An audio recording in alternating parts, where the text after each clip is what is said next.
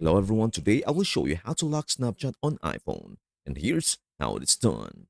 Go to your iPhone's home screen or app library and locate the Snapchat app. Make sure the app is already installed and updated to the latest version for the best compatibility. Once you have found the app, tap and hold the Snapchat icon until a quick action menu appears. This menu will offer several options related to the app, including app info, sharing, and more. From the pop-up menu, look for and tap the Require Face ID option. This setting allows you to add an extra layer of security by locking the app behind Face ID authentication. Some iPhones may display this under App Settings or a similar menu. After selecting Require Face ID, you'll be asked to confirm the action. Tap on Require Face ID again to enable the feature. From this point forward, Snapchat will be protected with Face ID security.